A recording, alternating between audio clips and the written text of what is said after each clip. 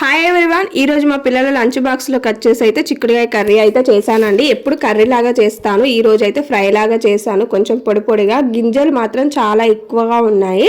మా పిల్లలకి ఇలా చిక్కుడుకాయలో గింజలు ఎక్కువ ఉంటే చాలా అంటే చాలా ఇష్టం అండి. అందుకోసమే కొంచెం కొత్తిమీరను మెంతి ఎక్కువ వేసేసి అయితే చిక్కుడుకాయ కర్రీ అయితే చేశాను. చాలా అంటే చాలా బాగుంది అండి.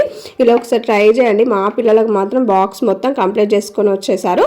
ఫస్ట్ అయితే చిక్కుడుకాయని మంచిగా కట్ చేసి పెట్టేసుకొని తర్వాత మెంతి కూర కొత్తిమీర కూడా సన్నం కట్ చేసి అయితే పెట్టేసుకోండి. తర్వాత కడాయి పెట్టేసుకొని ఆయిల్ వేసుకొని మనం తాలింపు దినుసులు ఎట్లా వేసుకుంటామో అంతే ఉల్లిగడ్డ పచ్చిమిర్చి వేసేసుకొని మొత్తం ఫ్రై అయిపోయాక కొంచెం తగినంత సాల్ట్ అయితే నేనైతే తాలింపులోనే వేస్తానండి. సాల్ట్ వేసేసుకొని లైట్గా పసుపు వేసుకోండి.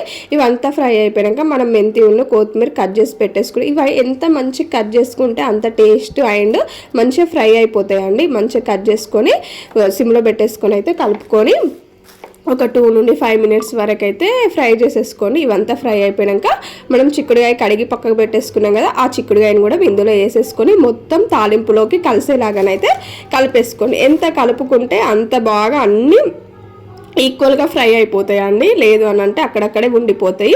ఇలా మొత్తం కలిపేసుకొని మంచిగా సిమ్లో పెట్టేసుకొని మూత పెట్టేసుకొని వాటర్ అనేది యూజ్ చేయడము వాటర్ అస్సలు వద్దు. ఇందులోకి మంచిగా దగ్గరికి సిమ్లో పెట్టేసుకొని మంచిగా ఒక 10 మినిట్స్ కలుపుకుంటూ ఫ్రై చేసుకున్నామంటే కర్రీ అయితే కంప్లీట్ అయిపోతే ఒకసారి ఇలా ట్రై చేయండి.